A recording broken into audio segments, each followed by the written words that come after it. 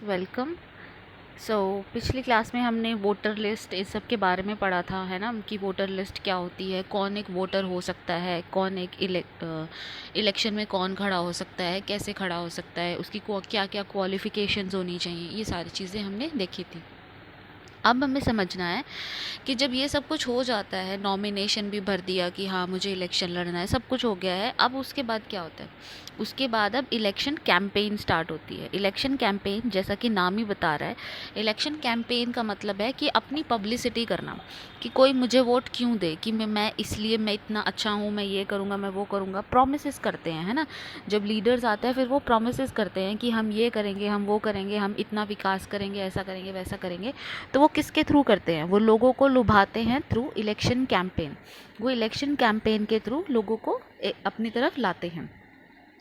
जैसे election campaign के अंदर, ठीक है, प्रॉमिसेस तो बताए जाते हैं कि हम ये करेंगे, वो करेंगे, उसको हम क्या बोलते हैं? मैनिफेस्टो। मैनिफेस्टो एक ऐसा कागज़ होता है जिसके ऊपर लिखा होता है कि जब हमारी सरकार आ जाएगी तो हमारी सरकार क्या क्या काम करेगी, हम लोग क्या क्या काम करेंगे, ये चीज़ उस पर लिखी रहती है, ठीक है।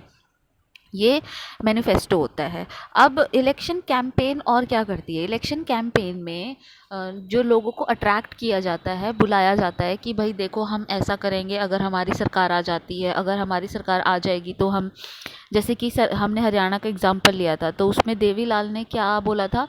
उसमें देवीलाल ने बोला था कि हम फार्मर्स का लोन जो है वो ख़त्म कर देंगे, फार्मर का लोन ख़त्म कर देंगे, उनको माफ़ कर देंगे फार्मर का लोन। तो ये एक चीज़ उन्होंने मतलब की, राइट। तो इसी तरीके से जो ये पार्टीज़ होती हैं, ये अपने अपने मुद्दे लेके आती हैं और काफ़ी अट्रैक्टिव तरीके से लेके आती है। जैसे कि नारे लगाते हैं कि हाथी नहीं गणेश है, ब्रह्मा विष्णु महेश है, ऐसे ऐसे अलग अलग नारे लेके आते हैं। जैसे कि इंदिरा गांधी ने नारा दिया था गरीबी हटाओ, कि इस बार के इलेक्शन में गरीबी हटाओ, ठीक है। दूसरों ने, जैसे जनता पार्टी ने नारा दिया था सेव डेमोक्रेसी, ठीक है। और फिर बंगाल असेंबली इलेक्शन में नारा था लैंड टू द टाइलर। उसके बाद protect the self respect of Telugus. इस तरह के नारे मतलब स्टेट लेवल पे भी देखने को मिल जाते हैं और सेंट्रल लेवल पे तो देखने को मिलते ही मिलते हैं। इस तरह से ये नारे नारे वगैरह लगाते हैं और अपनी पब्लिसिटी बढ़ाते हैं, जो कि आपने नॉर्मली देखा भी होगा। तो बेसिकली इलेक्शन कैंपेन क्या होती है? इलेक्शन कैंपेन होता है जब आप अपनी पब्लिसिटी कर रहे होते हो, आप बता रहे होते हो कि हम ये करेंगे, हम वैसा करेंगे, हम वैसा करेंगे। तो ये बेसिकली आपकी इलेक्शन कैंपेन होती है। अब इंडिया में इलेक्शन डेमोक्रेटिक है ये कैसे पता चलेगा? अच्छा, polling and counting of vote तो रह गया। पोलिंग और काउंटिंग ऑफ वोट क्या होता है? एक डिसाइडेड डे होता है, जो इलेक्शन कमीशन है वो एक डे डिसाइड करता है। वो डे डिसाइड करने में कि इस दिन पे इलेक्शन होंगे, वो ये डे डिसाइड करता है, ठीक है। अब डे डिसाइड करने के बाद उस दिन इलेक्शन हो जाते हैं, उसके थोड़े दिन बाद वो एक डेट रखता है कि इस डेट को हम वोटिंग वोट्स की काउंटिंग करेंगे, ठीक है। और फिर वो वोट्स की काउंट करके तभी के तभी इलेक्शन के रिज़ल्ट डिक्लेयर कर देते हैं, तभी के तभी इलेक्शन के रिज़ल्ट डिक्लेयर कर देते हैं, ठीक है। तो इस तरीके से पोलिंग एंड वोटिंग का डे भी निश्चित किया जाता है। कौन करता है ये सब कुछ? ये सब कुछ इलेक्शन कमीशन ऑफ इंडिया करता है, जिसके बारे में हम अभी जानेंगे, अभी समझेंगे कि क्या है। अब सबसे इम्पॉर्टेंट बात, क्या जो इंडिया में इलेक्शन होते हैं क्या वो डेमोक्रेटिक हैं? जो इंडिया में इलेक्शन होते हैं क्या वो डेमोक्रेटिक है? हम कैसे मान लें कि इंडिया के इलेक्शन डेमोक्रेटिक है? What makes Indian election democratic? India के इलेक्शन को डेमोक्रेटिक क्या चीज़ बनाती है, उसको आप समझ पाएंगे एक वीडियो के थ्रू। मैं आपके साथ वो वीडियो शेयर कर रही हूँ। Free and fair elections, which is the key element of a democratic setup, is indispensable to ensure people participation in governing the country in a democratic setup. The common man makes vital choices for the progressive development of his country through these elections held every 5 years to the Lok Sabha, the Vidhan Sabha and other local bodies. India follows an elaborate scheme of elections with the division of the country into several parliamentary constituencies, assembly constituencies, drawing up of voters list, filing of nomination by the candidates, election campaigning, voting, and finally, declaration of results. However, all this would be futile if the elections are not conducted in a democratic manner. We can now examine various aspects of the Indian elections and analyze if they are held in a democratic manner or not. One way to analyze the nature of elections is to study about the body that conducts these elections. Elections in India are organized and conducted by the Election Commission of India. It is an independent and autonomous body comprising of the Chief Election Commissioner and 2 other election commissioners appointed by the President of India. The Election Commission does not come under the purview of the ruling government. Indian Constitution has laid out a clear-cut provision for imparting independent power to the Election Commission. This is done to ensure unbiased conduction of election process. Obviously, the removal of an election commissioner before his term of office requires very valid grounds.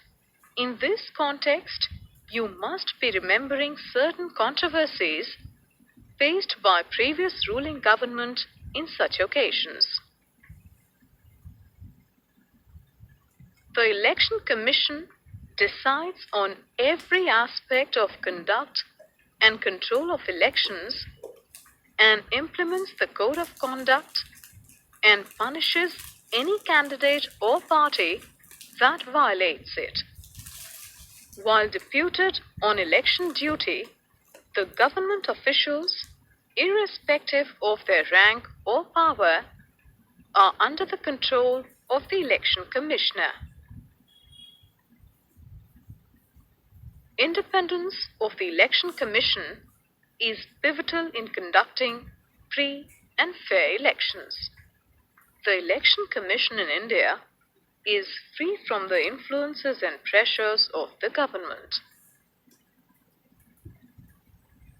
Another parameter to measure the nature of elections is to assess the extent of people participation. People's participation in election is usually measured by voter turnout figures. When we analyze the voter turnout figures, we find that the turnout in India has actually gone up or remained stable. Moreover, in India we find that the illiterate and underprivileged people vote in larger proportion as compared to the rich and privileged sections. This is in sharp contrast to the Western democracies like USA, where the marginalized groups vote much less. Common people in India attach a lot of importance to election and consider elections as a mechanism to exercise pressure on political parties. Moreover, over the years, we find that there has been an increase in the involvement of voters in election activities. It is interesting to note that during the 2004 elections, more than 1/3 voters took part in campaign-related activities. This clearly shows the trust common people have on the process of election in a democratic country. Indian elections over the years have witnessed active people participation, not just on the polling day, but also in election-related activities. An underlining feature of the democratic nature of Indian elections is its success in bringing the weaker and marginalized sections of society to the polling booth and enlisting their participation in this great democratic saga. The third parameter to measure the nature of elections is reflected in the outcome of the elections. If elections are not free or fair, the outcome always favors the powerful. In such a situation, the ruling parties do not lose elections. However, the Indian elections have witnessed the routine defeat of ruling parties at national and state level. On an average in India, about half of the sitting MPs or MLAs lose elections. Thus, analysis of the above factors depict the democratic nature of elections in India. Let's recall what you have learnt. Election is the process by which people choose their representatives and can even change them at regular interval of time.